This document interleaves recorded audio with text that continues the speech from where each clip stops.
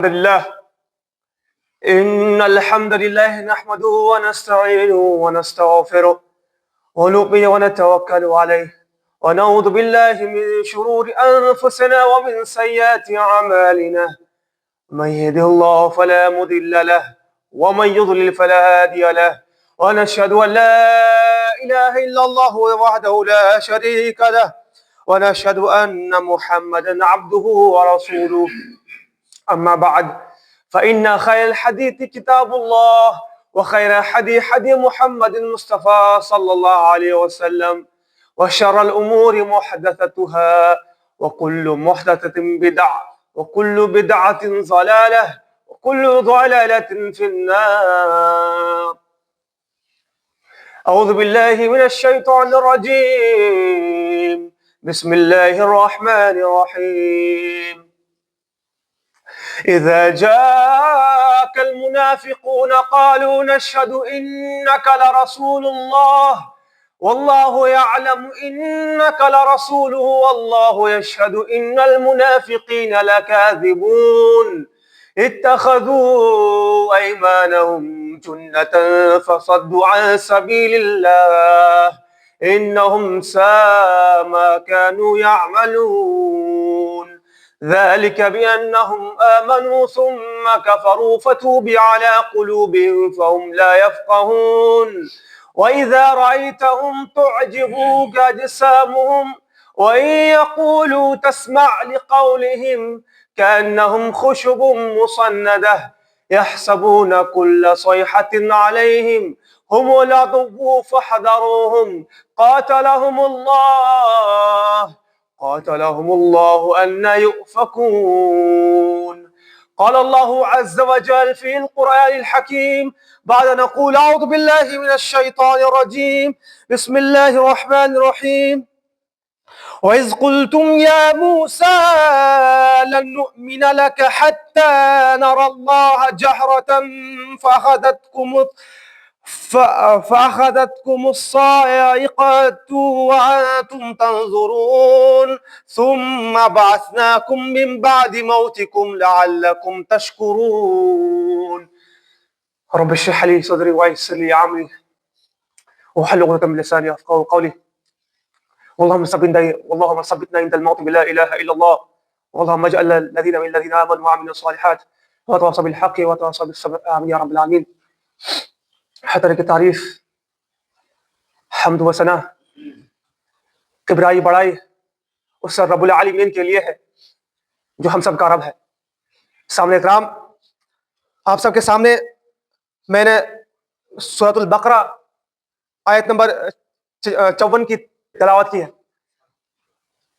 سامنے اکرام، اللہ سبحانہ و تعالیٰ نے قرآن میں مختلف مقامات پر الگ الگ قوم کے بارے عرض کیا ہے، اور خاص طور پر مسلمانوں کے رہنمائی کے لیے مسلمان سے پہلے جو بنی اسرائیل آئے ان کے بارے بہت تفصیل سے بیان کی گئی ہے.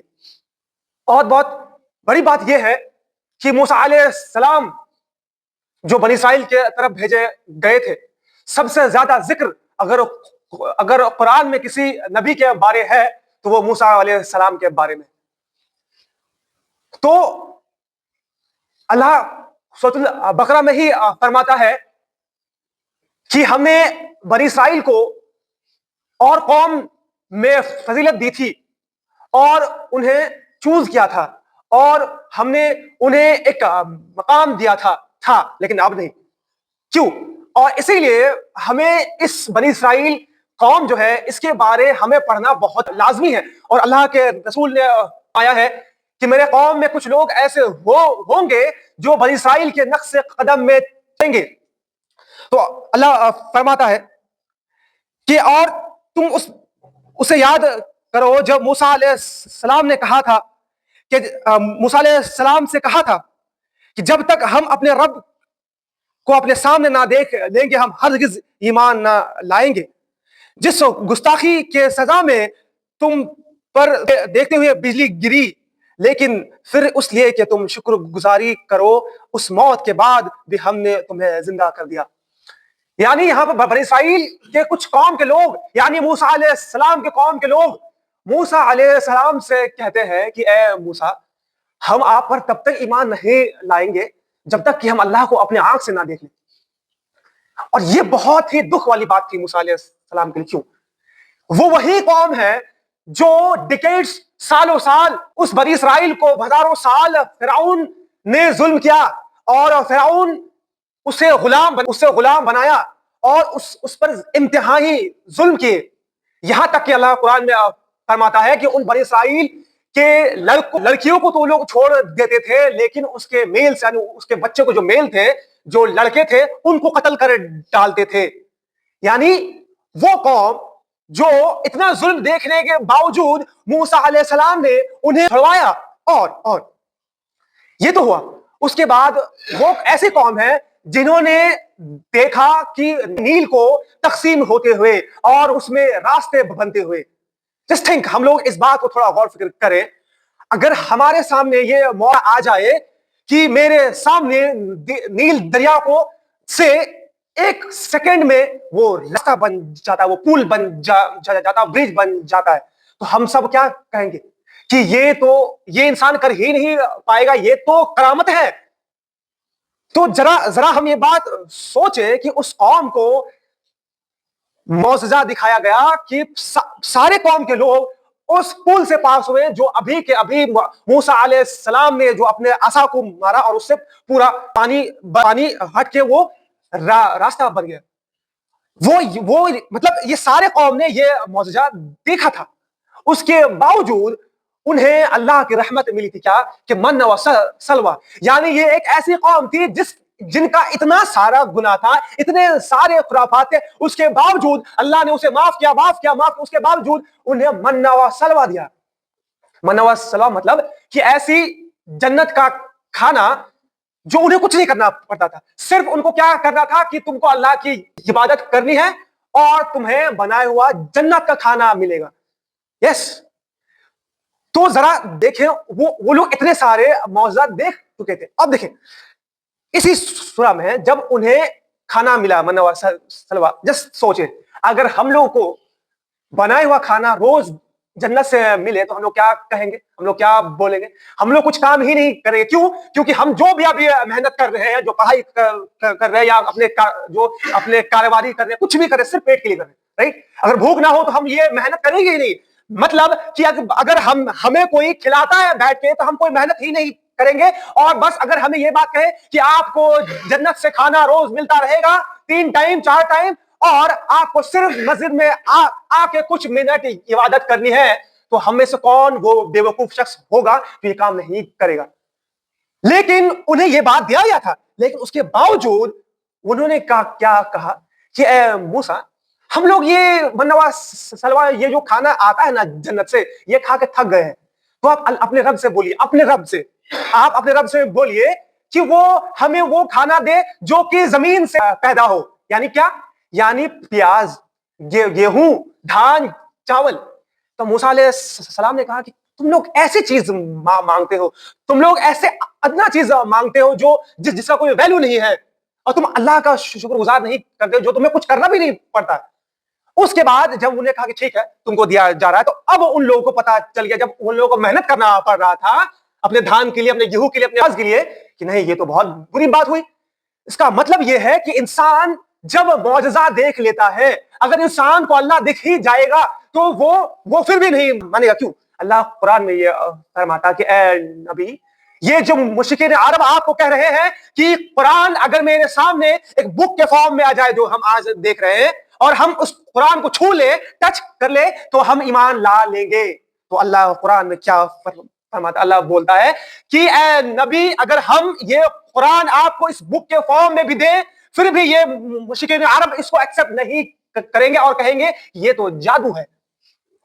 کہنے کا مطلب یہاں پر کیا ہوا کہ ان لوگوں نے سارے وہ معجزات دیکھ لیے تھے جو کہ ایک انٹلیکچوئل انسان یا کوئی بھی جو جسے پڑھنا لکھنا کچھ نہیں آتا ہے، جو مجنون بھی ہے، جو پاگل بھی ہے، لیکن وہ معجزات دیکھنے کے بعد وہ ایکسپٹ کر ہی لے گا.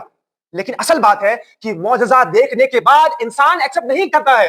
کیوں؟ کیونکہ اس کے پاس ایکسکیوز نہیں رہ جاتا. اور پھر اللہ ان لوگوں کے لیے کیا کہتے ہیں؟ یہ ساری کچھ کہانی بہت لمبی ہے یہاں پر. اس کے بعد اللہ اس بنی اسرائیل سے قوم سے فرماتے ہیں کہ یہ سارے معجزے دیکھنے کے بعد تمہارے دل سخت ہو گئے, ایسے سخت ہو گئے کہ اللہ فرماتا ہے کہ جو پتھر ہے وہ پتھر بھی ٹوٹ کر اس سے پانی, اس سے نہریں بہنے لگتی ہے, لیکن تمہارا دل اتنا پتھر ہو جاتا ہے, اتنا پتھر ہو جاتا ہے کہ وہ کبھی اللہ کے سامنے وہ اللہ کے سامنے جھکتا ہی نہیں ہے. کیوں؟ کیونکہ تم نے سارے معجزے کو دیکھنے کے بعد تم نے ٹھکرا دیا ہے. اور یس, بنی اسرائیل کے قوم نے جو اتنے سارے ان کو معجزے دیے گئے, جب موسیٰ علیہ السلام اسے کہتے ہیں کہ اے میری قوم تم اللہ کے لیے چلو جہاد کرنے کے لیے, تب پتہ ہے وہ لوگ کیا رپلائی کرتے ہیں؟ اگر ہمیں یہ دیا جاتا تو ہم وہ بولتے کہ نہیں نہیں, ہمیں سب کچھ تو مل ہی رہا ہے, تم اللہ کے رسول کے ساتھ بالکل جنگ کریں گے. اور ہم میں سے بہت سارے لوگ ہوتے کہ کاش ہم اللہ کے رسول کے ٹائم میں ہوتے تو ہم اپنے گھر بار چھوڑ کر سب کچھ چھوڑ کر جنگ کے لیے جاتے. اب یہی لوگوں کو جب کہا قرآن پڑھو تو سب کچھ نکل جاتا ہے. جب یہی شخص کو کہا جاتا ہے کہ آپ اللہ کے لیے آپ سود کو چھوڑو تو دین کو بھول جاتے. یہی شخص کو جب بولا جاتا ہے کہ آپ یتیم مسکین کے مال کو مت کھاؤ, سب کچھ بھول جاتے. جب یہی لوگوں کو کہا جاتا ہے کہ آپ انصاف پر رہو, انصاف کے ساتھ رہو, تو یہ سب کچھ بھول جاتے ہیں. تو آپ سوچو کیا ان کی طرح ہم نہیں کرتے کہ ان لوگوں کو سب کچھ دیا گیا ہے, لیکن جب انہیں کہا گیا کیا میری قوم کہ اللہ کے لیے جنگ کے لیے چلو, تو ان لوگوں نے کہا کہ اے موسیٰ تم جاؤ اور تمہارے اللہ جاؤ. ایسے وہ لوگ بات کہتے تھے, انسلٹ. مطلب اللہ کے رسول کا مقام کیا ہے؟ اللہ سیز یا ایھا الذین آمنوا لا ترفعوا اصواتکم فوق صوت النبی ولا تجهروا بالقول كجهر بعضکم لبعض ان تحبط اعمالکم وانتم لا تشعرون.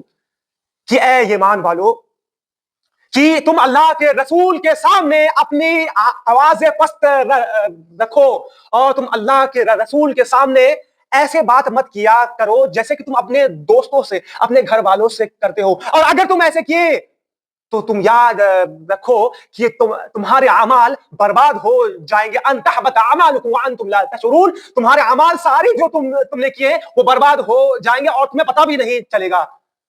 یعنی اللہ کے رسول کا پروٹوکول بہت عمدہ ہے, بہت اعلیٰ ہے. یعنی اللہ کے بعد اگر کسی کا مقام ہے تو اللہ کے رسول کا. لیکن ان قوم نے جو اپنے رسول کے ساتھ سارے معجزات دیکھنے کے بعد منہ و سلوہ اور